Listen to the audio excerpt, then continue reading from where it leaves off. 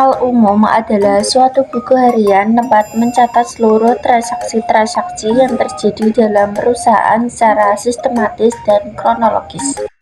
Tujuan mencatat transaksi ke dalam jurnal adalah menunjukkan pengaruh setiap transaksi ke dalam akun perusahaan.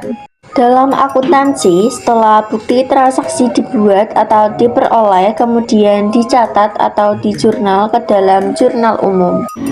Fungsi jurnal umum. Fungsi jurnal umum dibagi menjadi 5 bagian. Yang pertama, fungsi mencatat. Jurnal memiliki fungsi mencatat karena semua transaksi keuangan yang terjadi di perusahaan harus dicatat di dalamnya. Informasi yang harus dicatat di jurnal selain akun yang harus didebit dan dikredit juga disertai dengan keterangan yang dianggap penting terkait dengan transaksi keuangan tersebut. Yang kedua, fungsi historis. Jurnal memiliki fungsi historis karena pencatatan di dalamnya harus dilakukan secara kronologis. Artinya, pencatatan harus dilakukan menurut urutan waktu terjadinya setiap transaksi keuangan.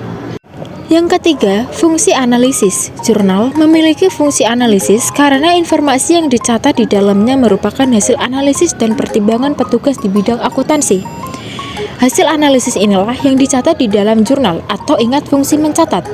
Dan yang keempat, fungsi instruktif. Jurnal memiliki fungsi instruktif karena bunyi ayat jurnal sebenarnya merupakan perintah untuk mendebit akun tertentu atau yang disebut terlebih dahulu dengan jumlah tertentu dan juga mengkredit akun tertentu atau yang disebut kemudian dan ditulis agak ke kanan dengan jumlah tertentu pula.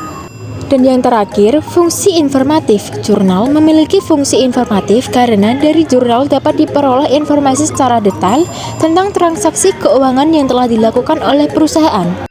Mekanisme debit kredit. Peraturan dalam mendebit dan mengkredit perkiraan aset, liabilitas, dan ekuitas yaitu sebagai berikut. Yang pertama, perkiraan aset. Dicatat di sisi debit jika terjadi penambahan dan dicatat di sisi kredit jika terjadi pengurangan. Yang kedua, perkiraan liabilitas.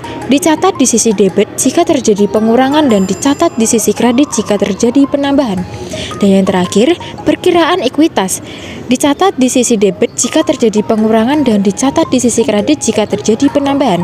Transaksi yang menyebabkan ekuitas pemilik bertambah antara lain pemilik menambah investasinya untuk ekuitas perusahaan dan diperoleh pendapatan dari operasi perusahaan. Posisi debit dan kredit. Aktiva atau harta ketika bertambah dicatat dalam debit dan ketika berkurang dicatat dalam kredit.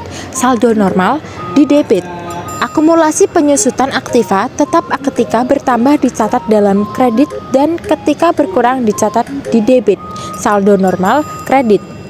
Kewajiban atau liabilitas ketika bertambah dicatat di kredit dan ketika berkurang dicatat di debit. Saldo normal kredit. Modal atau ekuitas ketika bertambah dicatat di kredit dan ketika berkurang dicatat di debit. Saldo normal di kredit.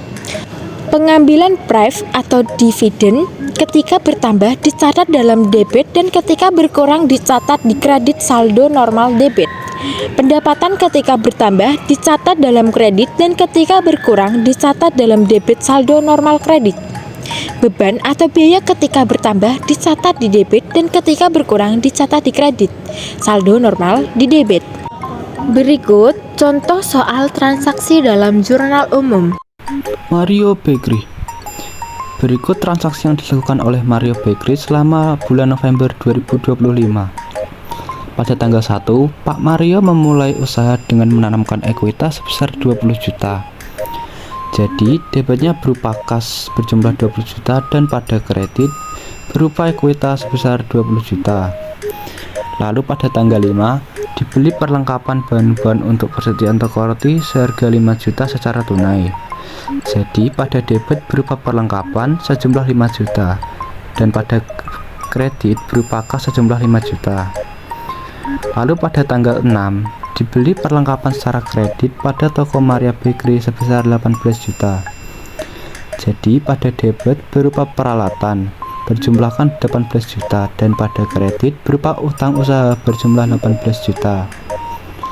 Pada tanggal 8 memperoleh pendapatan jasa sampai tanggal ini sebesar 10 juta.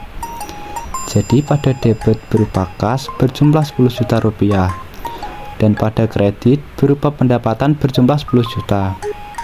Lalu pada tanggal 10 membayar sewa kios untuk 1 bulan sebesar 500.000. Jadi pada debit berupa beban sewa sebesar 500.000 dan pada kredit berupa kas berjumlah 200.000. Pada tanggal 11 dibayar upah karyawan untuk minggu pertama sebesar 1.750.000. Pada debit berupa beban gaji berjumlah 1.750.000 dan pada kredit berupa kas sebesar 1.750.000 juga. Lalu pada tanggal 15 membayar jasa servis sebesar 1.500.000 secara tunai. Pada debit berupa jasa servis sebesar 1.500.000 dan pada kredit berupa kas sebesar 1.500.000. Pada tanggal 18 Mario mengambil uang untuk membeli iPad sebesar 4 juta. Jadi pada debit berupa pref sebesar 4 juta dan pada kredit berupa kas sebesar 4 juta. Lalu pada tanggal 20 diselesaikan pengantaran roti sebesar 200.000. Jumlah tersebut belum dibayar. Nah, pada debit berupa piutang usaha sebesar 200.000 dan kredit berupa 200.000.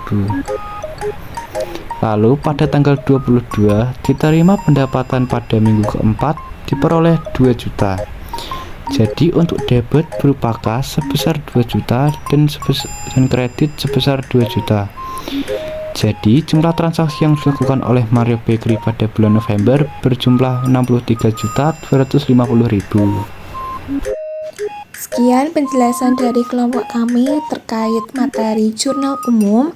Kami mohon maaf apabila ada kesalahan tutur kata dalam penjelasan materi ini. Terima kasih.